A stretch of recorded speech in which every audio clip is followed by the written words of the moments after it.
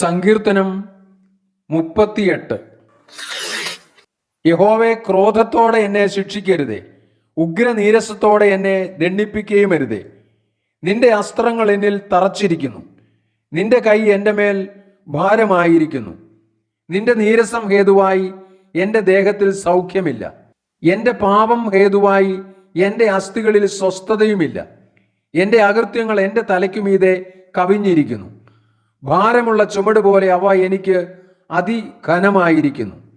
എൻ്റെ ഭോഷത്വം ഹേതുവായി എൻ്റെ വ്രണങ്ങൾ ചീഞ്ഞു നാറുന്നു. ഞാൻ കുനിഞ്ഞ് ഏറ്റവും കൂനിയിരിക്കുന്നു, ഞാൻ ഇടവിടാതെ ദുഃഖിച്ചു നടക്കുന്നു. എൻ്റെ അരയിൽ വരൾച്ച നിറഞ്ഞിരിക്കുന്നു, എൻ്റെ ദേഹത്തിൽ സൗഖ്യമില്ല. ഞാൻ ക്ഷീണിച്ച് അത്യന്തം തകർന്നിരിക്കുന്നു. എൻ്റെ ഹൃദയത്തിലെ ഞരക്കം നിമിത്തം ഞാൻ അലറുന്നു. കർത്താവേ, എൻ്റെ ആഗ്രഹമൊക്കെയും നിന്റെ മുമ്പിൽ ഇരിക്കുന്നു, എൻ്റെ ഞരക്കം നിനക്ക് മറഞ്ഞിരിക്കുന്നതുമില്ല. എൻ്റെ നെഞ്ചിടിക്കുന്നു, ഞാൻ വശം കെട്ടിരിക്കുന്നു. എൻ്റെ കണ്ണിൻ്റെ വെളിച്ചവും എനിക്കില്ലാതെയായി. എൻ്റെ സ്നേഹിതന്മാരും കൂട്ടുകാരും എൻ്റെ ബാധ കണ്ട് മാറി നിൽക്കുന്നു, എൻ്റെ ചാർച്ചക്കാരും അകന്നു നിൽക്കുന്നു. എനിക്ക് പ്രാണഹാനി വരുത്തുവാൻ നോക്കുന്നവർ കെണിവെക്കുന്നു, എനിക്ക് അനർത്ഥം അന്വേഷിക്കുന്നവർ വേണ്ടാതനം സംസാരിക്കുന്നു. അവർ ഇടവിടാതെ ചതിവ് ചിന്തിക്കുന്നു. എങ്കിലും ഞാൻ ചെകിടനെ പോലെ കേൾക്കാതെ ഇരുന്നു, വായ തുറക്കാതെ ഊമനെ പോലെ ആയിരുന്നു. ഞാൻ കേൾക്കാത്ത മനുഷ്യനെ പോലെയും വായിൽ പ്രതിവാദമില്ലാത്തവനെ പോലെയും ആയിരുന്നു.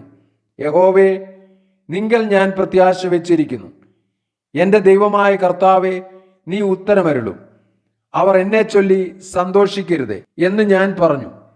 എൻ്റെ കാൽ വഴുതുമ്പോൾ അവർ എൻ്റെ നേരെ വമ്പു പറയുമല്ലോ. ഞാൻ ഇടറി വീഴുമാറായിരിക്കുന്നു, എൻ്റെ ദുഃഖം എപ്പോഴും എൻ്റെ മുമ്പിൽ ഇരിക്കുന്നു. ഞാൻ എൻ്റെ അകൃത്യത്തെ ഏറ്റു പറയുന്നു, എൻ്റെ പാപത്തെക്കുറിച്ച് ദുഃഖിക്കുന്നു. എൻ്റെ ശത്രുക്കളോ ജീവനും ബലവുമുള്ളവർ, എന്നെ വെറുതെ പകയ്ക്കുന്നവർ പെരുകിയിരിക്കുന്നു. ഞാൻ നന്മ പിന്തുടരുകയാൽ അവർ എനിക്ക് വിരോധികളായി നന്മയ്ക്കു പകരം തിന്മ ചെയ്യുന്നു. യഹോവേ, എന്നെ കൈവിടരുതേ. എൻ്റെ ദൈവമേ, എന്നോട് അകന്നിരിക്കരുതേ. എൻ്റെ രക്ഷയാകുന്ന കർത്താവേ, എൻ്റെ സഹായത്തിന് വേഗം വരേണമേ.